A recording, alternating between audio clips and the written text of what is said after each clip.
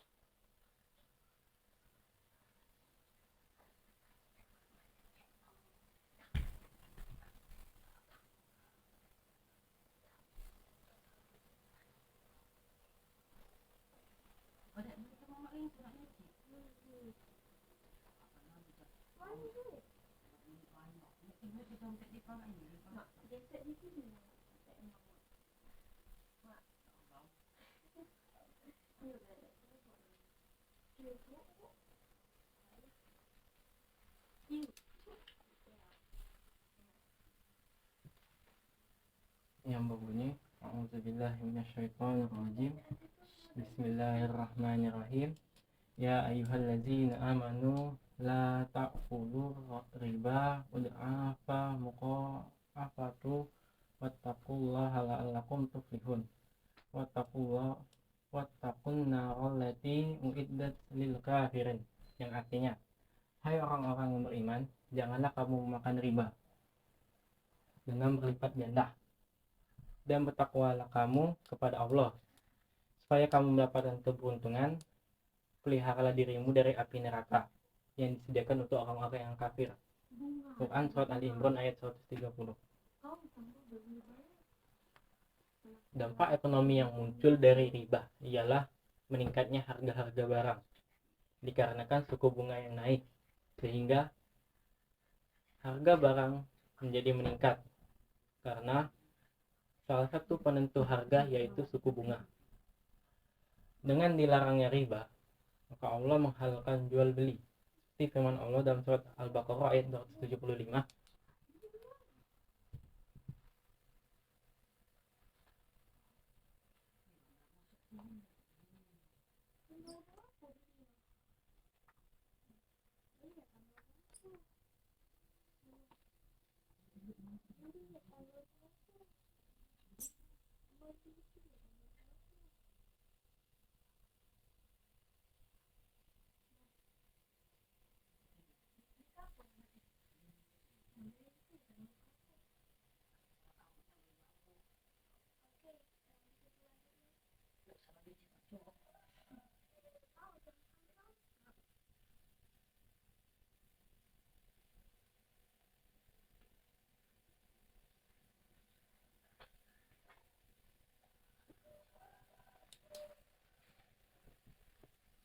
Yang berbunyi wa ahallahu bai'a wa harrama riba, yang artinya, dan Allah telah menghalalkan jual beli dan mengharamkan riba.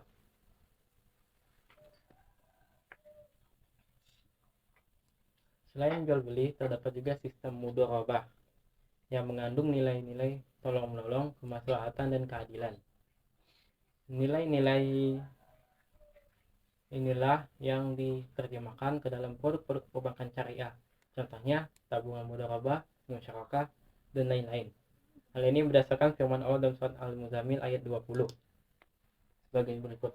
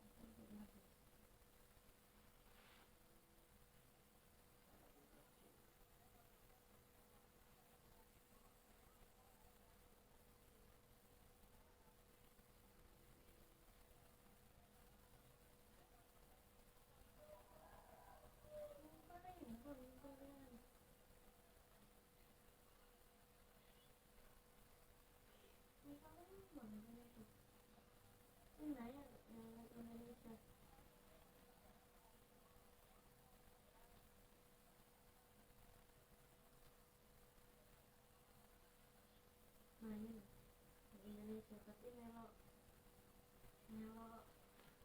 band Korea dia kan nggak Google in Indonesia Idol melo in Korea nggak bisa Google nggak BTS yang Palembang nggak tahu yang ya musik Korea lagi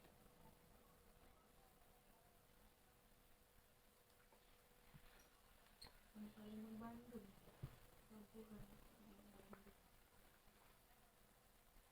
Surah Al-Muzammil ayat 20 ini yang artinya dia mengetahui bahwa akan ada di antara kamu orang-orang yang berjalan di muka bumi mencari sebagian karunia Allah dan orang-orang yang lain lagi berperang di jalan Allah.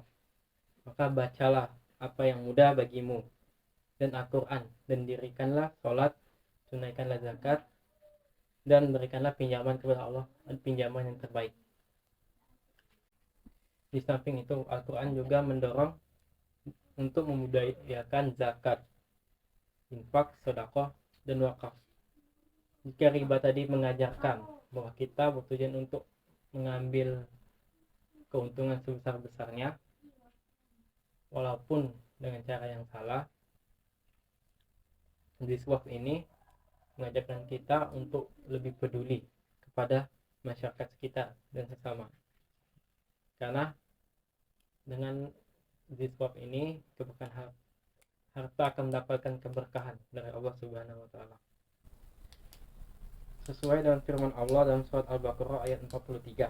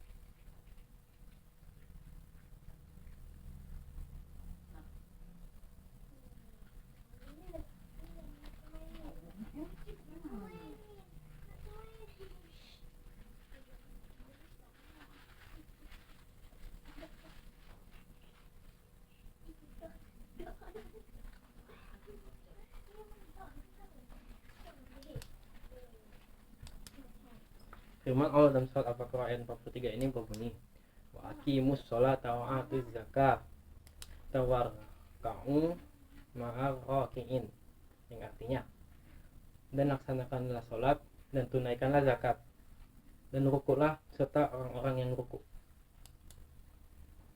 Dan juga pada surat Ali Imran ayat 92.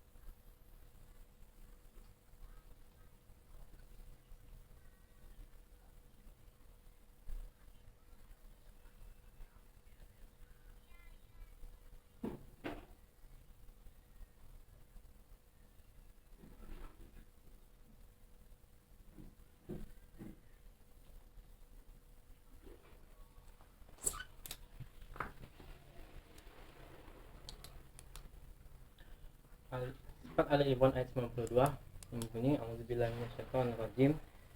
Bismillahirrahmanirrahim.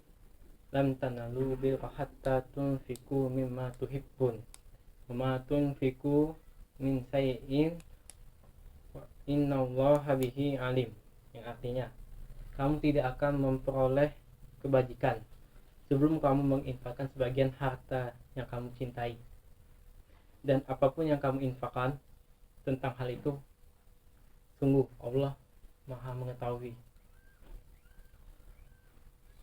Contoh dalam kehidupan sehari-hari. Yang pertama, di dalam Al-Quran Allah Subhanahu wa Ta'ala telah jelas melarang perbuatan riba. Tetapi dalam kehidupan sehari-hari masih sering kita temukan, yaitu contohnya seperti si A meminjam uang sebesar 3 juta rupiah kepada si B. Dalam jangka waktu 5 bulan si A harus segera melunasinya, tetapi dalam setiap tahunnya si B meminta bunga, maka jumlah yang akan dikembalikan oleh si A itu akan lebih dari uang yang dipinjamnya sebesar 3 juta. Contoh yang kedua, Allah Subhanahu wa Ta'ala memperbolehkan mudharabah atau kerjasama. Ya, contohnya dalam kehidupan sehari-hari, yaitu kedua pihak yang ingin membuka suatu usaha. Pihak pertama sebagai pemberi dana dan pihak kedua sebagai pengelola dana. Pihak kedua akan mengurus usaha tersebut. Apabila setelah mendapatkan keuntungan, kedua pihak tersebut akan membagi hasil. Mungkin contoh-contoh dalam kehidupan sehari-hari. Saran yang bisa saya berikan pada kesempatan kali ini ialah jauhilah perbuatan riba dan apapun yang dilarang Allah dalam Al-Quran, dan bertransaksilah sesuai ajaran di dalam Al-Quran. Demikian yang bisa saya sampaikan pada kesempatan kali ini. Bila ada salah kata saya mohon maaf, kepada Allah saya mohon ampun. Akhir kata, wassalamualaikum warahmatullahi wabarakatuh.